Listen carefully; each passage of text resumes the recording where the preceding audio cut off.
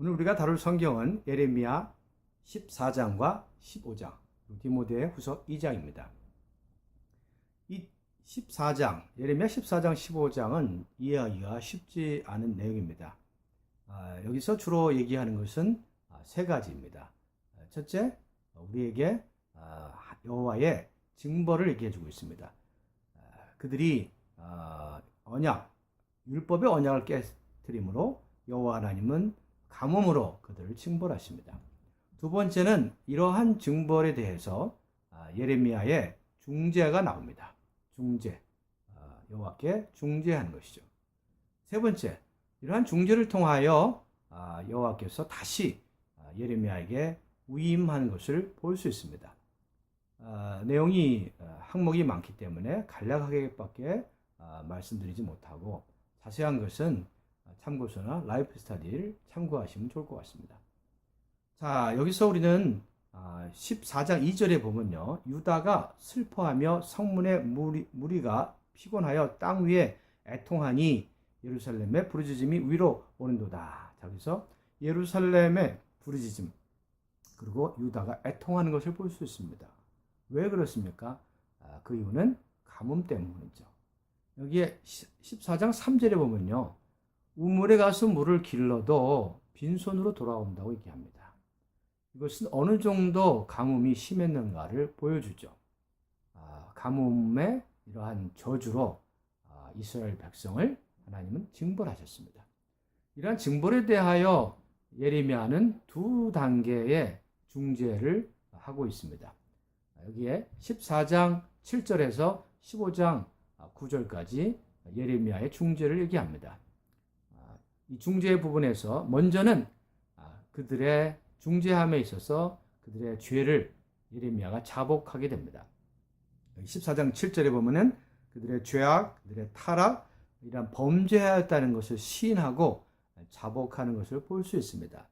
그런 다음에는 더 계속적인 그러한 중재로서 무엇을 말하냐면은 하나님이 그들의 소망이요 구원자인 것을 얘기하면서 왜 행인처럼 지켜만 보십니까? 예레미야는 참 중재를 잘하는 것 같습니다. 그럴 뿐 아니라 구원을 못하는 용사 같나이다. 용사인데 구원을 하지 못하는 용사. 왜 가만히 계시냐는 뜻입니다. 가뭄과 고통을 보고 왜 가만히 계시냐는 것이죠. 이러한 말을 듣고서 여호와께서는 이러한 중재를 거절하셨습니다.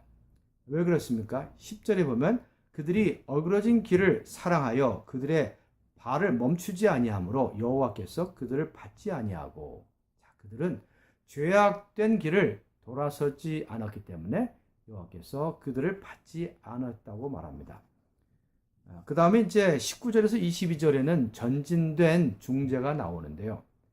여기에 14장 19절에 보면은 네 가지를 얘기하면서 중재를 더 깊은 중재를 하는 걸 볼 수 있습니다. 첫째는 주님의 이름을 인하여 우리를 미워하지 말라고 이름을 언급합니다. 두 번째, 영광의 보좌를 욕되게 하지 마소서. 영광의 보좌. 세 번째는 주께서 우리와 세우신 언약을 기억하소서. 언약. 네 번째는 축복의 능력이 있다는 것을 상기시켜 줍니다. 예레미야는 전진된 이러한 중재에서 하나님의 이름, 그리고 영광의 보좌, 그리고 하나님의 여호와의 언약, 그리고 축복의 능력을 상기시켜 드립니다. 이러한 중재에도 여호와 하나님은 어떻게 반응하셨을까요? 하나님은 이렇게 말씀하십니다. 모세와 엘리야가 내 앞에 섰다 할지라도 내가 내 백성에게 내 혼을 향하지 않을 것이다. 이것은 여호와 하나님이 이스라엘의 죄악에 대하여 역겨워하여서 그들이 사라지기를 원하는 그러한 마음을 읽을 수가 있습니다. 자, 여기에 그래서 15장 3절에 보면은 세 종류의 징계를 내립니다. 네 종류죠. 첫째는 죽이는 칼을 내리고, 두 번째 찢는 개들, 그 다음에 삼키고 멸하는 하늘의 새들, 또한 땅의 짐승들, 이러한 징계를 주시고 그뿐만 아니라 그들을 이방 땅에 흩으십니다. 이것에 대하여 하나님이 이렇게 한 이유는 15장 6절에서 얘기하는데요. 내가 나를 버렸고, 그죠? 이스라엘 백성이 하나님 버렸고, 이것은 물론 중재에서 예레미야에게 하는 말이지만, 내가 나를 버렸고는 여기서 예레미야가 이스라엘 백성과 하나로 보시기 때문에 내가 안에는 이스라엘이 포함됩니다. 나를 버렸고 내게서 물러갔으므로 내게로 내 손을 펼쳐 너를 멸하였노니 이는 내가 뜻을 돌이키기에 지쳤음이라. 여호와께서는 그분의 뜻을 돌이키는데 지쳤습니다. 얼마나 그들이 악하기에 지도자들도 선지자들도 제사장들도 다 자기의 권력으로 거짓 선신원함으로 하나님의 길에서 떠났고 백성들 또한 그러한 불의를 좋아하는 이런 단계에 하나님은 정말 그들을 돌이킬 수 없는 때까지 가게 됐습니다. 자, 이러한 것으로 인하여 15장 10절에서 뒷부분은 우리에게 다시 격려함으로 그를 위임을 주는 것을 볼 수 있습니다. 그 과정에서 읽어보시면 예레미야가 하나님께 불평하는 것을 볼 수 있습니다. 왜 내 어머니가 나를 낳아가지고 사람들이 나를 저주한다. 나를 저주한다. 나 때문에 다투고 나는 침을 당했다. 이렇게 자기의 어머니가 자기를 낳은 것을 얘기하고 있습니다. 그러자 하나님이 나서서 그를 강권하게 하십니다. 그 과정에서 예레미야는 한 면에서 불평하지만 또 한 면에서 내가 주의 말씀을 받아 먹었다고 말하면서 이 말씀이 자기의 즐거움과 마음의 기쁨이라고 말합니다. 그렇습니다.